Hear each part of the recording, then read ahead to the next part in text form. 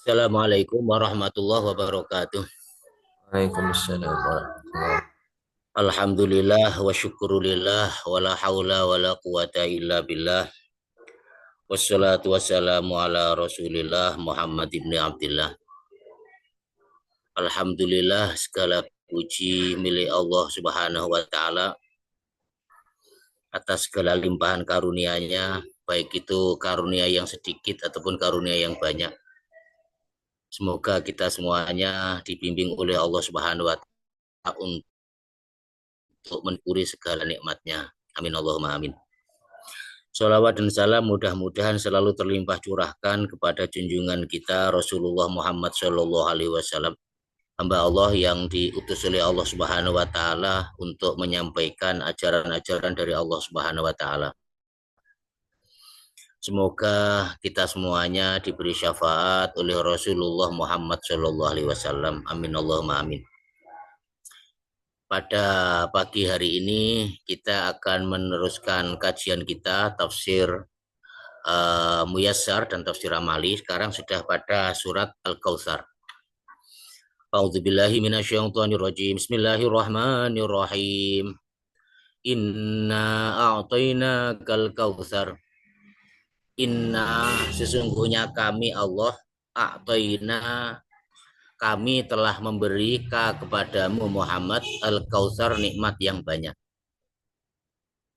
Inna a'tainaka sesungguhnya kami Allah a'tainaka telah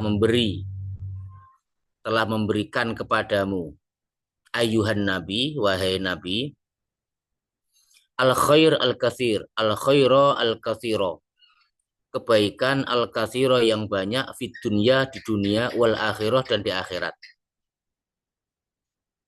Ini Allah Subhanahu wa taala mengingatkan kepada Rasulullah Muhammad Shallallahu alaihi wasallam bahwa apa yang diberikan Allah kepada Rasulullah itu sangat banyak sekali. Nikmatnya sangat banyak sekali. Namanya Al-Kautsar. Kalau Al-Katsir itu banyak, Al-Kautsar mubalaghah berarti sangat banyak. Sangat banyak sekali. Lawannya adalah Al-Qalil sedikit. Sangat banyak sekali karunia yang diberikan oleh Allah Subhanahu wa taala kepada Rasulullah Muhammad Shallallahu alaihi wasallam fit dunya wal akhirah, di dunia dan di akhirat. Di dunia Rasulullah Muhammad Shallallahu alaihi wasallam diberi keimanan, diberi ketakwaan, diberi kenabian dan lain sebagainya. Dan di akhirat Rasulullah termasuk dijadikan oleh Allah sebagai pemimpinnya para nabi, pemimpinnya umat. Bahkan ketika hendak melakukan hisab, Allah hendak melakukan hisab, maka terlebih dahulu yang menghadap adalah Allah Subhanahu wa taala. Karena semua nabi itu tidak ada yang bersedia, karena semuanya pernah melakukan kesalahan. Sehingga yang terakhir yang menghadap nikmat kepadamu Muhammad, memberitahu bahwa apa yang diberikan oleh Allah kepada Rasulullah itu sangat besar sekali. Al-Kautsar. Al-Kautsar sangat banyak. Wamin dalika di antara nikmat yang sangat besar tersebut antara adalah apa? Nahrul Kautsar. Yaitu Rasulullah akan diberi Nahrul Kautsar, sungai Al-Kautsar, fil jannah di surga, atau telaga Al-Kautsar atau sungai Al-Kautsar di surga nanti. Itu diantaranya nikmat yang paling besar yang diberikan Allah kepada Rasulullah Muhammad SAW, yaitu Nahrul Kautsar fil Jannah, telaga Kautsar atau sungai Kautsar di surga. Alladzi hafatahu khiyamul lu'lu' al mujawwaf, yaitu yang pada kedua sisinya itu ada tenda mutiara. Jadi tendanya itu terbuat dari mutiara. Ya, otomatis sangat indah sekali ya, sangat indah sekali. Jadi pada kedua sisinya itu ada tenda mutiara yang berongga. Rumahnya ibaratnya mutiara semuanya ya, mutiara kemudian berongga. Padahal di dunia ini mutiara itu Masya Allah sedikit saja sudah harganya luar biasa itu. Nanti di surga nanti mutiaranya sangat besar sekali, bahkan ini terbuat dari mutiara yang berongga kalau dalam tafsir Miyasar itu. Watinuhu dan tanahnya itu almisk, yaitu minyak kasturi. Saking harumnya di Telaga Al-Kautsar itu, di Nahar Al-Kautsar atau Sungai Al-Kautsar itu sangat indah sekali. Rumahnya terbuat dari mutiara, Kemudian juga tanahnya itu bau wangi. Tanahnya saja bau wangi. Itu di antara nikmat besar, nikmat banyak yang diberikan Allah kepada Rasulullah Muhammad SAW. Jadi Allah memberi banyak kenikmatan kepada Rasulullah. Meski kalau kita mengkaji sejarahnya, meski dalam hidup Kanjeng Nabi itu banyak mendapatkan ujian dan cobaan, meski kekurangan dari sisi harta, ya kekurangan dari sisi harta sebelum menikah dengan Sayyidah Khadijah ataupun setelah Sayyidah Khadijah kabundut, itu Rasulullah itu ya termasuk kekurangan dari sisi harta, dari sisi apa saja itu juga diuji oleh Allah Subhanahu Wa Taala. Jadi meski diberikan ujian yang sangat berat, diberikan cobaan yang sangat berat, ini tidak mengurangi derajat Rasulullah Muhammad SAW. Malah justru Rasulullah SAW diberi nikmat yang sangat banyak, Al-Kautsar, sangat banyak. Meskipun khitabnya di sini di sini adalah untuk Nabi, tetapi juga untuk kita ya. Inna a'tainakal kautsar. Sungguh aku telah memberikan kepadamu nikmat yang banyak. Nikmat yang banyak. Apa sih nikmat yang banyak itu? Kalau untuk Rasulullah ya nikmat kenabian, nikmat dituruni Al-Quran, nikmatnya berislam, beriman. Ya sebagaimana Allah memberi kepada kita. Kita dijadikan Islam oleh Allah. Ini nikmat besar ini. Tidak semua orang diberi Islam oleh Allah. Kita diberi oleh iman oleh Allah. Ini nikmat yang sangat besar. Tidak semua orang diberi iman oleh Allah Subhanahu wa taala. Kita diberi iman oleh Allah. Kita diberi ihsan oleh Allah. Kita diberi takwa oleh Allah. Suka melakukan kebaikan-kebaikan yang didasari dengan ketakwaan, yang didasari dengan keimanan. Ini semua adalah nikmat yang sangat besar. Ya. Jadi nikmat itu ada dua. Ya, ini jadi dalam apa itu penjelasan dalam Al-Quran ataupun hadis, nikmat itu ada dua, nikmat al-qalil sama nikmat al-katsir. Nikmat al-qalil itu dunia, yang sifatnya dunia. Makanya mata'ud dunia qalil. Ingatlah, katakanlah Muhammad, kul mata'ud dunia qalil. Kenikmatan dunia itu qalil, sedikit. Ya, tidak banyak, sedikit. Kalau al-katsir banyak, al-kautsar sangat banyak. Jadi kenikmatan duniawi itu sedikit. Kenapa sedikit? Karena temporal. Dari sisi waktu saja temporal. Sangat dibatasi oleh waktu. Ya, enaknya dunia kan ketika hidup kita. Paling banter 70-80 tahun. Kemudian juga dibatasi oleh apa? Oleh ruang, itu dibatasi oleh waktu juga. Ya, kadang enak sekarang belum tentu enak besok. Kadang ketika kita sakit menjadi gak enak dan lain sebagainya. Makanya sedikit, kolil sedikit. Bahkan dulu yang sudah sering kita ngajikan ya, bandingannya nikmat dunia sama nikmat akhirat.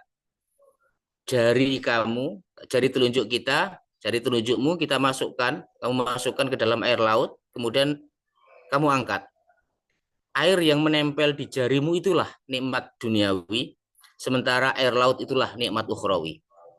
Makanya kalau di dunia kita diberi amal, kita di dunia kita diberi iman, di dunia kita diberi sebab yang menjadikan kita masuk ke dalam surga. Itu berarti kita diberi kebaikan yang sangat melimpah ruah oleh Allah Subhanahu wa taala. Makanya nikmat iman itu nggak bisa dinilai dengan materi. Ya, nikmat iman, nikmat Islam, nikmat membaca Al-Qur'an, subhanallah. Ya, pelajari Al-Quran seperti ini. Ini adalah Al-Kautsar, nikmat yang banyak. Kenapa? Karena akan dikekalkan oleh Allah Subhanahu wa taala. Akan diberi pahala oleh Allah di akhirat nanti, dan itu sifatnya kekal. Pahala itu yaitu surga itu sifatnya kekal, tidak dibatasi oleh ruang dan waktu, terus menerus. Kalau dunia sangat temporal, makanya disebut mataun qalil, kenikmatan yang sedikit. Sementara kenikmatan yang banyak itu apa? Ya kenikmatan yang sifatnya itu ukhrawi tadi. Makanya kalau orang itu diberi iman oleh Allah, berarti diberi nikmat yang banyak.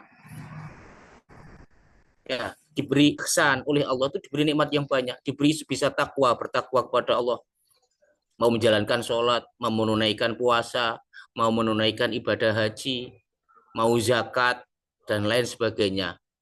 Yang intinya adalah bisa menjalankan perintahnya Gusti Allah, mau menjauhi larangannya Allah. Ini adalah kenikmatan yang sangat banyak sekali. Ya, kenikmatan yang sangat banyak sekali di dunia. Sebab apa? Sebab tidak terbatas oleh ruang dan waktu. Justru nanti panennya setelah seseorang itu meninggal dunia. Ya, panennya di situ. Bahkan di dunia saya sudah terasa mendapatkan surga, apalagi nanti di akhiratnya. Jadi nikmat itu ada dua, ada nikmat al-qalil yaitu dunia, ataupun nikmat al-katsir yaitu yang bersifat ukhrawi tadi. Ya termasuk kedalaman ilmu ini juga nikmat, manisnya sholat itu semuanya al-kautsar itu. Ya, nikmat yang banyak. Kok kita kok sholat kok khusyuk, sewenang ya, nikmat sekali. Masya Allah itu nikmat yang besar itu ya, karunia yang besar. Makanya kita berharap dan berusaha diberi nikmat yang besar oleh Allah Subhanahu wa taala. Dan kita ingat bahwa kita diberi banyak nikmat oleh Allah ya. Kita diberi banyak nikmat oleh Allah yang kadang tidak kita sadari. Ya, kita mau sholat, mau ngaji, mau beriman, mau bertakwa itu nikmat yang Masya Allah, yang sangat besar sekali. Yang tidak terbatas oleh ruang dan waktu. Karena nanti di akhirat justru kita panennya.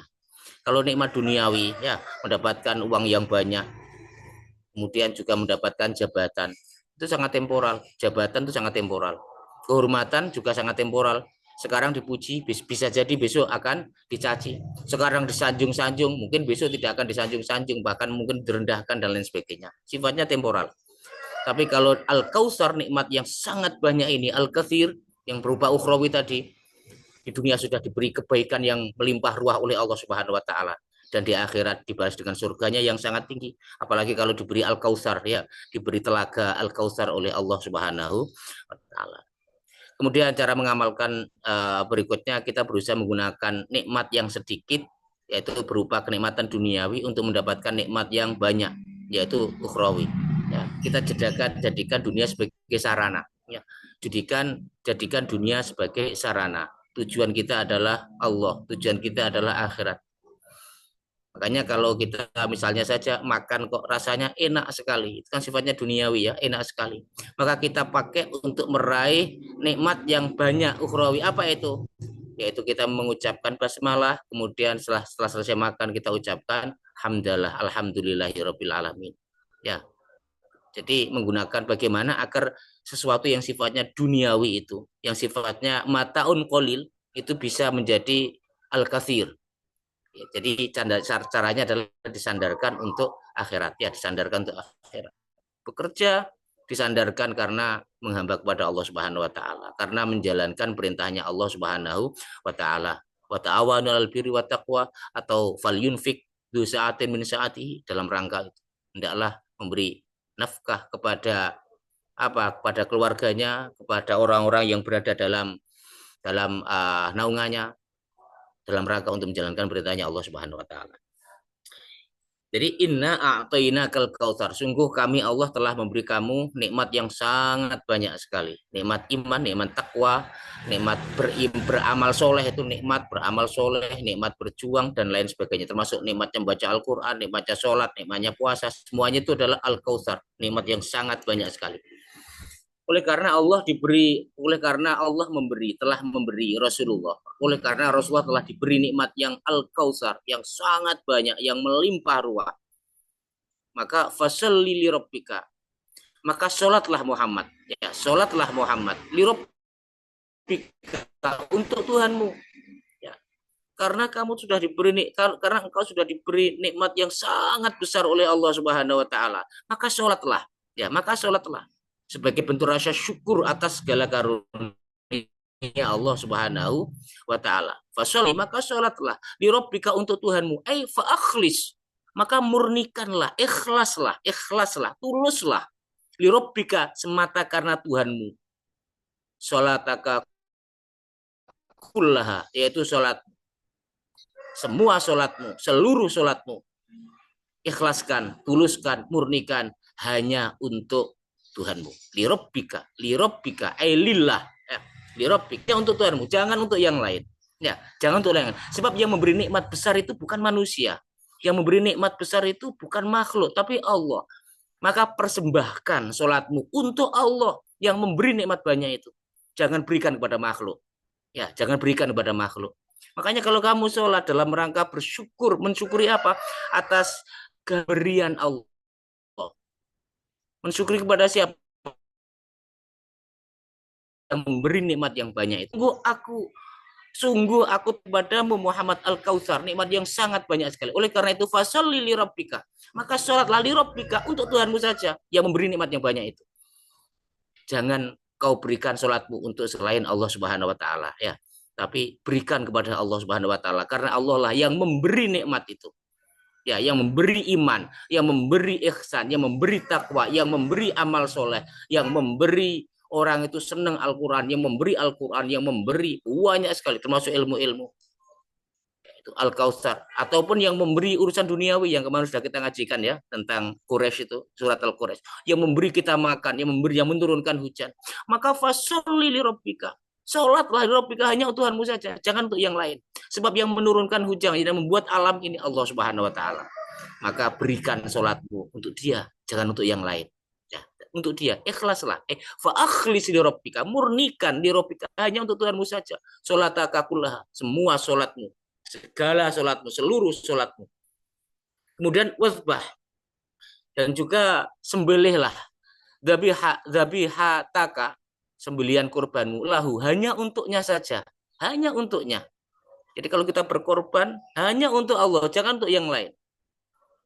Dalam rangka apa? Wanhar, ya wanhar. Dan fasolli li rabbika, sholatlah engkau Muhammad, wanhar, dan berkorbanlah.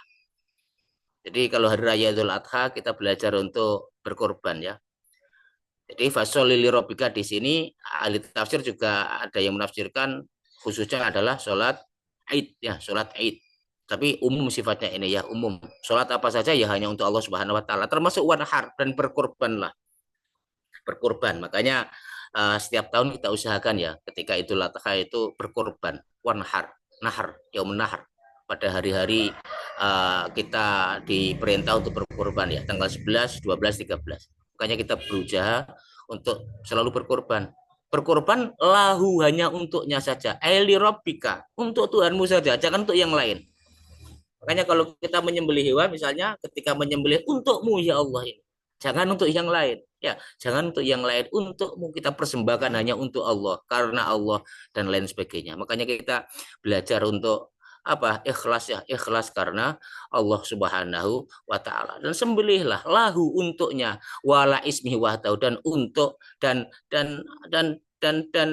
hanya dengan namanya saja, jangan dengan nama yang lain ya, hanya karena Allah Subhanahu wa taala. Jadi itu mensyukuri nikmat dari Allah yang amat banyak. Rasulullah diperintah mendirikan sholat dan berkorban dengan ikhlas karena Allah, untuk Allah dan lain sebagainya. Makanya kita belajar ya, kita sholat dalam rangka mensyukuri segala nikmatnya Allah Subhanahu wa taala ya. Kita menjadi hamba yang baik. Wis dikei mosok kate masih dibalas dengan, kita sudah dikasih air susu ibaratnya, masa mau dibalas dengan air tuba, ibaratnya seperti itu. Balaslah meskipun sholatmu itu seperti itu.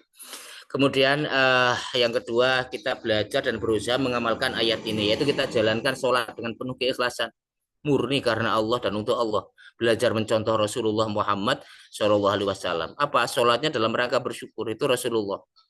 Makanya ketika sholat itu sampai kakinya bengkak ya, dalam hadisnya Nabi itu. Sampai kaki Rasulullah itu bengkak-bengkak. Kenapa bengkak? Saking lamanya sholat. Pernah yang dulu kita ngajikan ya, Abdullah bin Mas'ud kalau nggak salah itu. Kalau nggak Abdullah bin siapa itu pernah pengen makmum kepada Kanjeng Nabi ketika sholat malam itu sampai nggak kuat karena yang dibaca oleh Kanjeng Nabi itu apa, surat Al-Baqarah. Setelah itu dalam hati Ibnu Mas'ud tadi, mudah-mudahan setelah ini selesai ruku, ternyata tidak, ditambah dengan surat An-Nisa. Mudah-mudahan setelah ini ruku, ternyata tidak, ditambah dengan surat Al-Maidah. Saking lamanya Rasulullah sholat, terus rukuknya lamanya hampir sama seperti berdirinya, sujudnya hampir sama dengan berdirinya. Sampai-sampai dalam hati saya, dawuhnya Ibnu Mas'ud tuh pengen membatalkan sholat saya karena saya nggak kuat. Kemudian ditanya ketika selesai sholat, ditanya sama Rasulullah, kenapa Ibnu Mas'ud?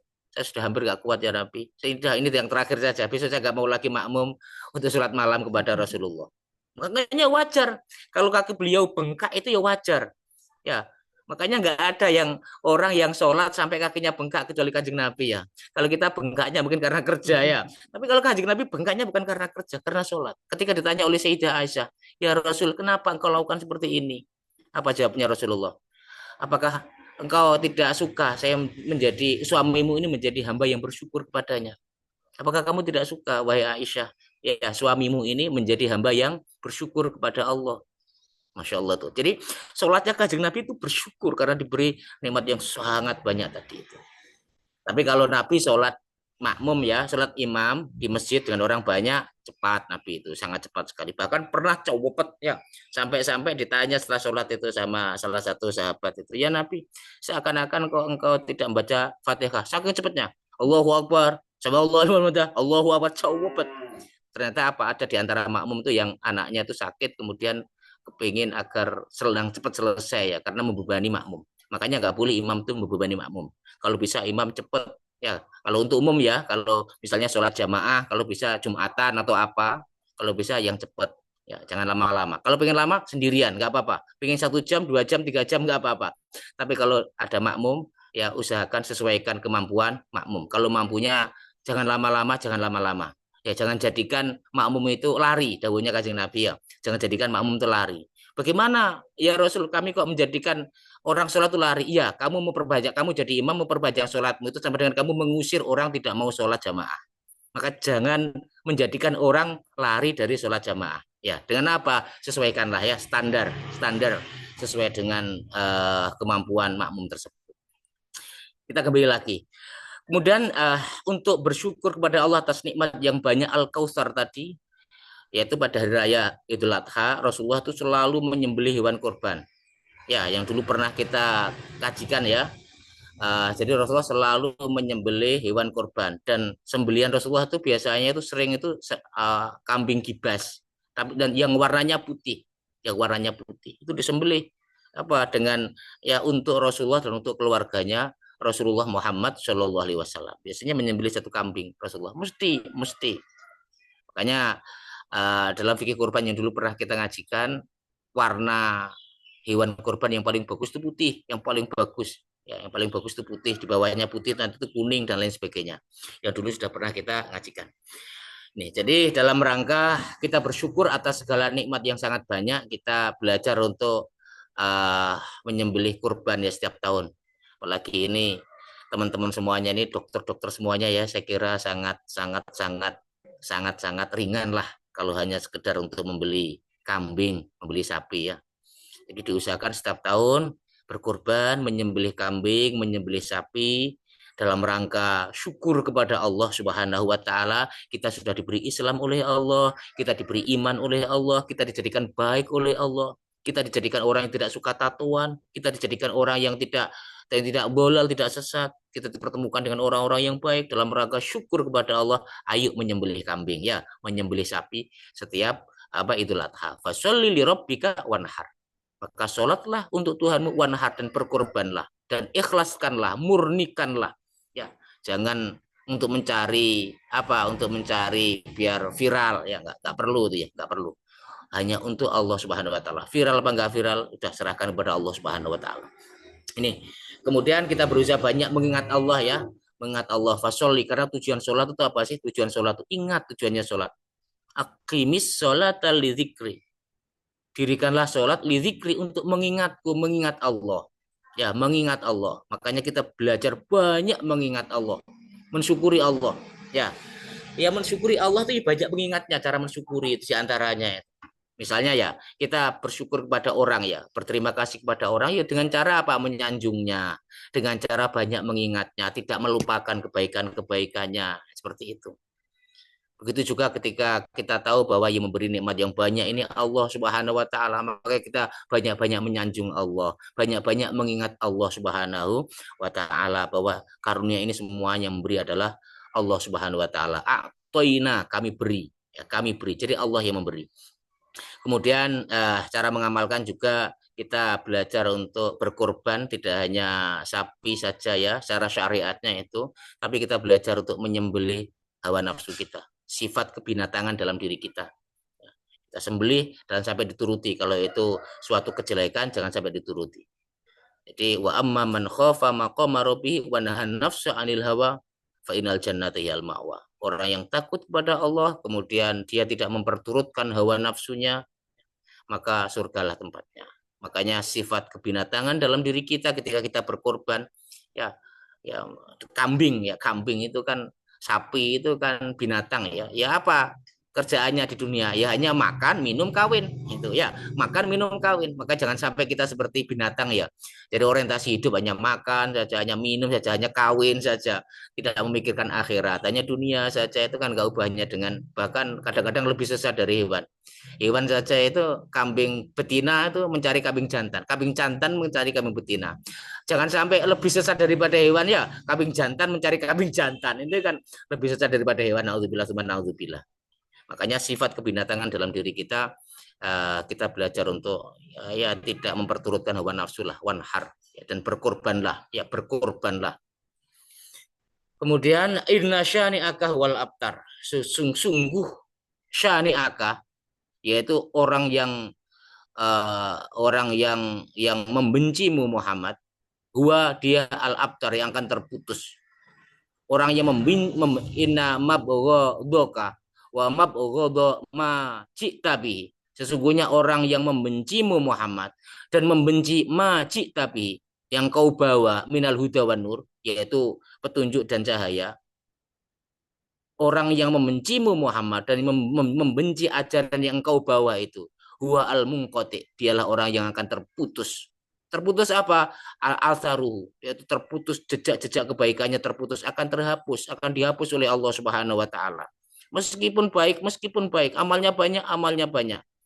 Kalau benci Rasulullah akan terhapus, akan terputus. Inna syani'aka wal abtar. Sungguh orang-orang yang membencimu Muhammad, huwaya dialah al-abtar yang akan terputus. Dari apa? Dari nikmat banyak. Nauzubillah tsumma nauzubillah. Akan terputus al-maqtu min kulli khair.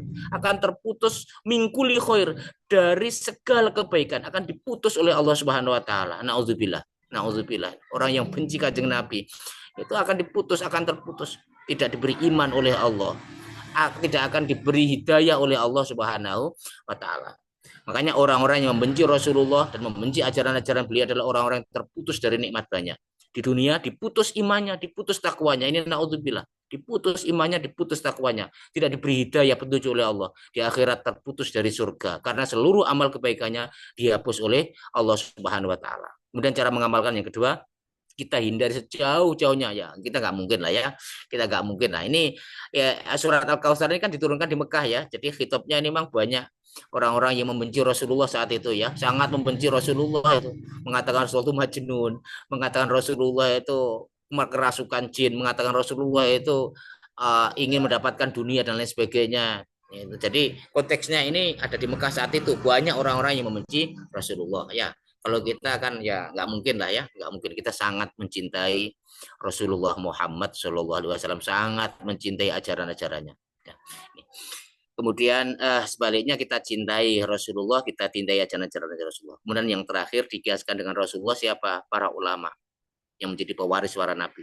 Jangan membenci para ulama ya, dikiaskan dengan Rasulullah adalah ulama. Sebab apa? Sebab ulama itu adalah warasatul anbiya, pewaris para nabi.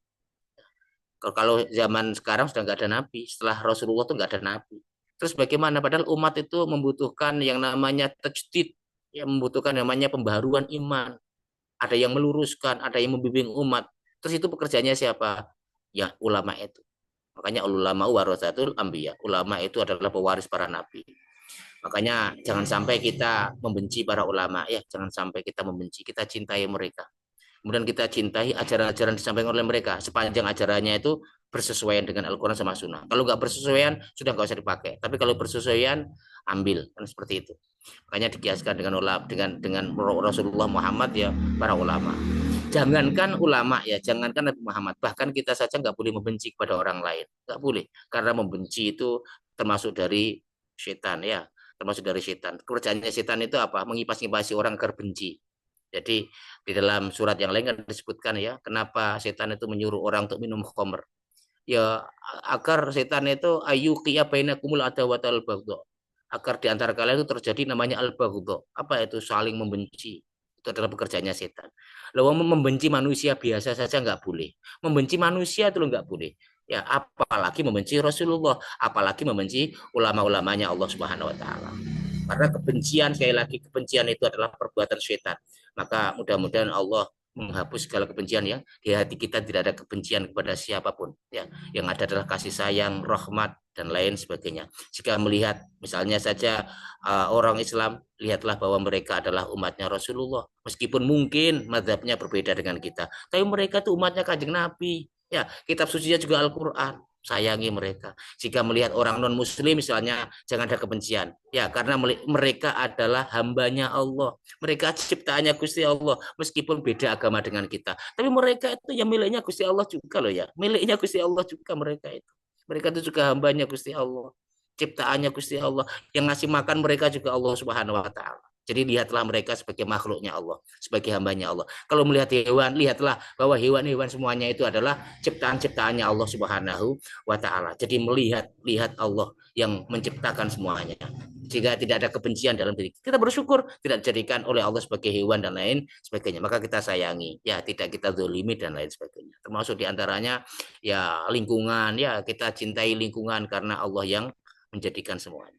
Mungkin itu Mas Agung yang bisa saya sampaikan, mudah-mudahan apa yang saya sampaikan ini bermanfaat khususnya untuk saya sendiri dan umumnya untuk teman-teman semuanya dan orang-orang yang mendengarkan ngaji ini. Saya kembalikan kepada Mas Agung lagi. Sangat Ustaz Zainuddin atas pemaparan dari surah Al-Kautsar ini.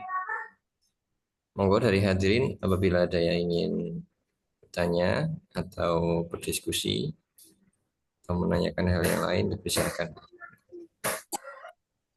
Assalamualaikum, Dr. Agung. Tadi disebutkan bahwa harus sholat apa ini lillahi ta'ala begitu ya, ikhlas karena Allah Ta'ala.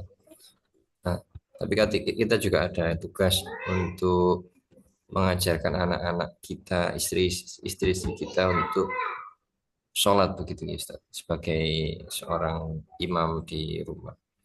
Itu apakah boleh kita sholat yang salah satu tujuan untuk dilihat sama anak kita, sama istri kita gitu. Dan bagaimana agar tetap menjaga kemurnian keikhlasan tadi. Terus. Ya, al-ikhlasu fil qalbi. Ikhlas itu ada dalam hati, Mas Agung. Makanya Rasulullah ketika ditanya tentang takwa, Rasulullah menjawab, at-taqwa hahuna, sambil tangannya menunjuk ke dada, ke dadanya Rasulullah. At-taqwa hahuna, takwa itu ada dalam dada sini. Takwa itu ada dalam dada sini. Zuhir kamu perlihatkan kepada anak-anakmu, tapi batin kamu hanya untuk Allah saja. Ya, hanya untuk Allah saja. Jadi at-taqwa hahuna, takwa ada di dalam dada. Ikhlas laisa fil lisan. Ikhlas tidak berada di lisan. Ikhlas laisa fil jawari. Ikhlas bukan pada anggota badan. Walakinnal ikhlas makanu fil qalbi. Tapi ikhlas itu tempatnya ada di dalam hati kita. Jadi hati kita terus ikhlas murni karena Allah. Andai kata memperlihatkan kepada manusia tujuannya untuk pendidikan, ya tidak mengurangi keikhlasan kita kepada Allah Subhanahu Wa Taala. Karena kita disuruh untuk mengajarkan anak-anak kita. Kita baca Al-Quran agar dicontoh untuk sebagai pelajaran, juga dalam rangka karena Allah Subhanahu Wa Taala, dan tidak mengurangi sedikit pun keikhlasan untuk Allah Subhanahu Wa Taala, tidak mengurangi sedikit pun, karena al-ikhlas, tempatnya ikhlas itu fil qalbi, di dalam hati. Jadi itu tidak mengurangi keikhlasan kita. Beda lagi ya. Jadi yang mengetahui ikhlas apa tidak itu ya kita sendiri, Mas Agung. Insya Allah kalau di hadapan anak-anak, insya Allah terjaga, Mas Agung. Insya Allah terjaga. Tapi kalau sudah sholat di hadapan rakyatnya, itu saya nggak tahu nih ya. Ikhlas apa tidak dalam hatinya itu. Niatnya murni Allah apa untuk menunjukkan bahwa saya soleh. Nah ini yang repot ini. Makanya istafti qalbak, tanya hati. Jika sekiranya sholat kamu itu kok merusak keikhlasan, usahakan kita untuk membenahi keikhlasan itu, usahakan seperti itu. Makanya insya Allah tidak mengurangi kadar keikhlasan seorang ketika menunjukkan sholat di hadapan anak-anak dalam rangka untuk memberikan contoh, untuk memberikan teladan kepada mereka semuanya. Kadang Ustadz sendiri ya terus terang kadang-kadang itu membaca Al-Quran, tapi sholat membaca Al-Quran. Meskipun dalam hati kecil juga ada nih, biar anak-anak juga ikut gitu loh. Itu kan tidak menjadikan kita mengurangi bacaan Al-Quran yang kita baca hanya untuk Allah gitu loh, hanya untuk Allah, tidak mengurangi. Jadi biar dicontoh oleh mereka semuanya. Jadi kita baca Al-Quran, kadang-kadang kita, dan itu tidak mengurangi sama sekali. Ketika kita baca Al-Quran itu kan tidak ingat anak terus toh. Ketika baca Al-Quran kita ya ingat nasihat-nasihatnya Allah. Ketika sholat kan juga seperti itu, nggak ingat mana toh. Jadi pertama saja, wes dicontoh anak-anakku lah. Itu kan pertama saja. Tapi ketika kita sudah masuk sholat kan lillahi ta'ala. Semuanya adalah untuk Allah Subhanahu Wa Ta'ala. Toh karena toh juga kita memberitahu kepada anak itu juga karena menjalankan perintahnya Allah Subhanahu Wa Ta'ala. Alimu auladakum bis sholat. Ajari anak-anakmu dengan sholat. Lah mengajari kan tidak hanya dengan lisan, tetapi juga dengan perbuatan. Dalam rangka menjalankan perintahnya Allah Subhanahu wa taala juga kok. Dalam rangka menjalankan perintahnya Rasulullah. Dan apa yang diperintahkan oleh Allah sama Rasulullah tidak akan bisa mengurangi kadar keikhlasan seseorang, kecuali kalau nggak diperintah. Kalau diperintah pasti akan dijamin oleh Allah sama Rasulullah Muhammad Shallallahu alaihi wasallam. Mungkin itu Mas Agung. Jadi al-qalb al-ikhlas fil qalbi. Ikhlas ada di dalam hati. Baik, betul sangat Ustaz. Monggo dari hadirin ada yang ingin ditanyakan terkait dengan kurban, guys. Ustaz. Kurban tadi itu kan kadang kalau kita berkemampuan, misalkan suami istri bekerja, gitu ya. Kemudian memiliki anak dua, nah, itu untuk anjuran atau uh, berkurbannya itu bagaimana, guys? Apakah kan ada yang itu menggilir ya? Oh tahun ini ayahnya, depan ibunya, tahun depannya lagi anak yang pertama kedua gitu. Atau bagaimana?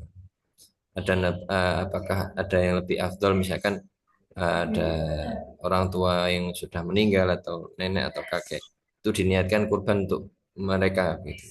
Terus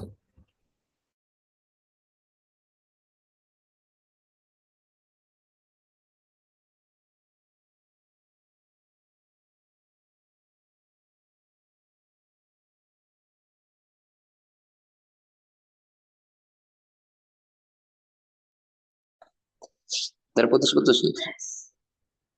Oh, setuju.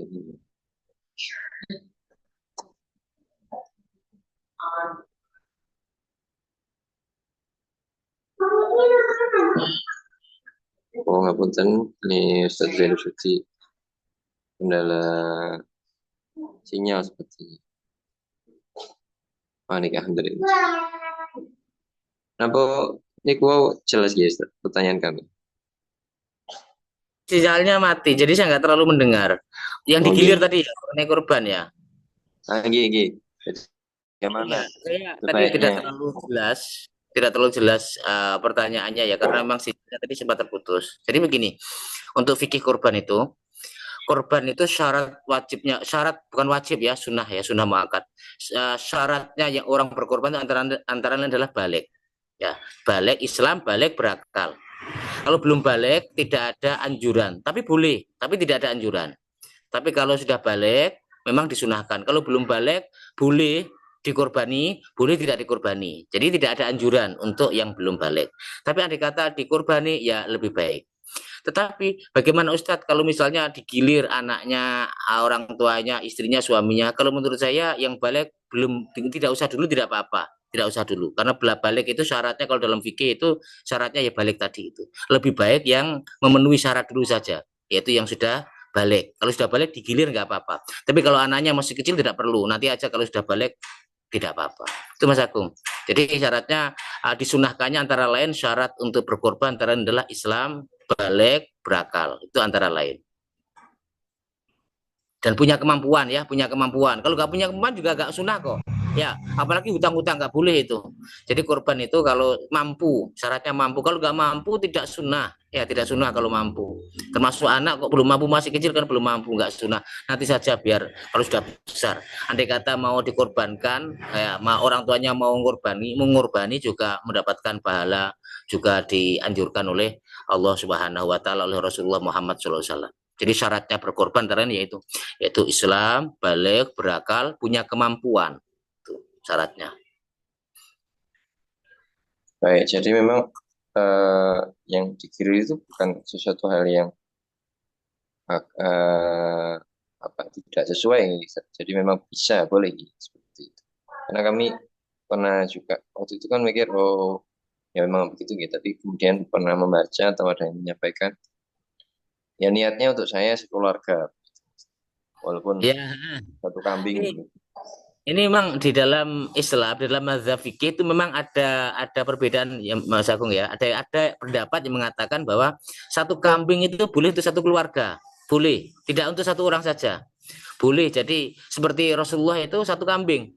Untuk siapa? Untuk Muhammad dan untuk keluarganya Muhammad. Jadi ketika Rasulullah menyembelih kambing kurban itu, menyembelih kambing itu, ya Allah, ini untukmu ya Allah, ya kurban dari Muhammad dan keluarganya Muhammad. Padahal satu kambing. Tuh, jadi alasannya karena Nabi itu berkorban satu kambing untuk beliau dan untuk umatnya. Sementara kalau dalam mazhab Syafi'i yang kita ikuti, mazhab Syafi'i tidak boleh. Jadi kambing untuk satu orang, sapi untuk 7 orang, sesuai dengan hadis ketika Rasulullah itu melakukan ibadah haji kalau saya tidak salah. Jadi sapi untuk 7 orang, kalau kambing untuk satu orang. Dan ini yang khususnya yang saya gunakan ya madhabnya Hadratus Imam Syafi'i. Lah Nabi ketika menyembelih satu kambing untuk keluarganya itu kalau dalamnya Imam Syafi'i setahu saya itu khususianya Kanjeng Nabi, khusus untuk Rasulullah, bukan untuk kita. Kalau untuk kita ya satu kambing ya untuk diri kita sendiri. Tapi memang ada pendapat yang mengatakan satu kambing bisa untuk satu keluarga Mas Agung. Tapi saya mengikuti yang pendapat ulama yang mengatakan satu kambing untuk satu orang. Ya, kalau satu sapi untuk 7 orang. Kalau saya mengikuti yang itu, Mas Agung.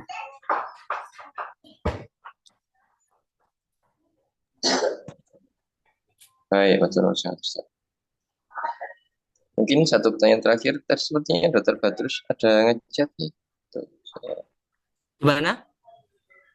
tadi ada. Oh iya, monggo Dr. Badrus. Oke.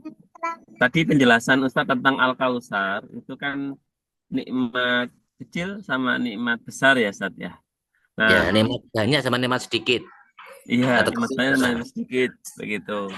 Terus seringkali kita itu kan kalau melihat yang alkoholil itu terasa banget dan apa namanya menjadi bisa kita rasakan rasakan. lebih begitu ya. Ustaz. Terus sedangkan nikmat yang kasir itu malah kita merasanya itu belum bisa merasakan sepenuhnya begitu ya Ustaz. Walaupun kita tahu tapi tidak bisa merasakan begitu Ustaz.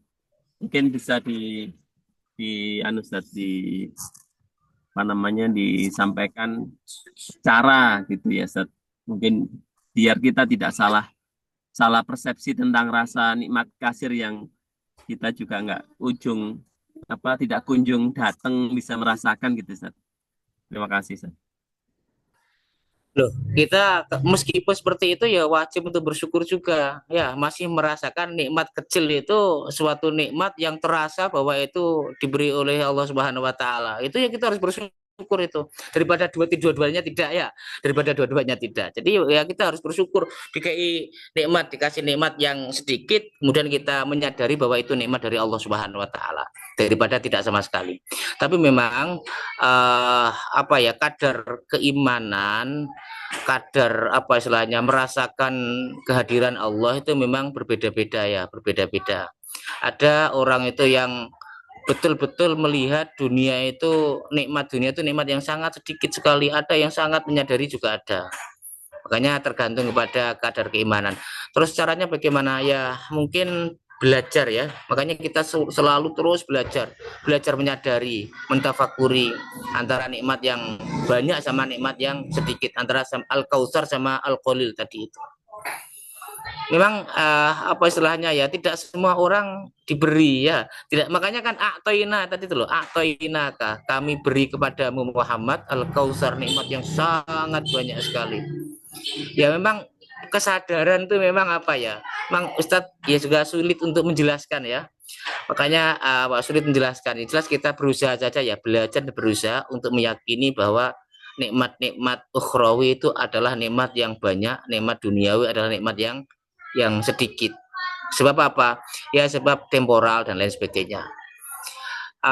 Ya kita bersyukurlah kalau masih menyadari bahwa apa istilahnya ya, kesadaran bahwa nikmat sedikit justru yang kita rasakan itu kalau menurut saya sangat bagus sekali ya, masih sangat bagus itu. Sebab menyadari yang besar itu dimulai dari yang kecil-kecil dulu. Jadi untuk meraih tangga 100 harus melalui tangga 1, 2, 3. Nggak mungkin langsung bisa meloncat. Kalau pengen meloncat sampai tangga 100 bagaimana Ustadz? Lalui dulu tangga 1, 2, 3, 4, 5, 6, 7, sampai 10, sampai 20 terus. Nah, dengan meningkatkan keimanan kita, dengan meningkatkan ilmu kita, dengan meningkatkan interaksi kita dengan orang-orang yang diberi ilmu oleh Allah, suatu ketika nanti akan diberi pemahaman. Sebab pemahaman agama, kesadaran dalam diri kita juga selalu berubah dari waktu ke waktu. Itu mungkin ya jawabannya. Jadi memang nggak bisa orang, bagaimana Ustadz ya bisa, saya bisa sampai tanggal 100. Ya, sementara yang kita rasakan tanggal 10. Memang sampai di 10 dulu, belum sampai 100. Nah, nanti suatu ketika kalau kita terus begitu, bisa sampai ke tanggal 100. Pokoknya etapa-etapanya dilalui, terus keimanan selalu ditingkatkan, ketakwaan ditingkatkan dengan bertambahnya umur. Insya Allah kesadaran-kesadaran nanti itu akan ada, akan diberi oleh Allah Subhanahu Wa Taala. Itu mungkin dari saya. Matur nuwun Ustaz. Assalamualaikum. Betul, coba terus pertanyaannya. Betul, Ustaz. Mungkin karena waktu juga sangat terbatas, sampai jam 7 lebih, maka kita perlu akhiri untuk kajian pada pagi hari ini. Mohon berkenan untuk memimpin doa untuk menutup kajian Ustaz Zainuddin. Betul. A'udzubillahi minasyaitonirrajim. Bismillahirrahmanirrahim. Allahumma shalli ala sayyidina Muhammad. Alhamdulillahirabbil alamin. Allahumma anfa'na bima 'allamtana wa 'allimna ma yanfa'una wa zidna ilma. Allahumma ighfir lana warhamna wahdina innaka antal ghafurur rahim. Rabbana atina fid dunya hasanah wa fil akhirati hasanah wa qina adzabannar. Wa sallallahu ala sayyidina Muhammad. Alhamdulillahirabbil alamin. Al-Fatihah. A'udzubillahi minasyaitonir rajim.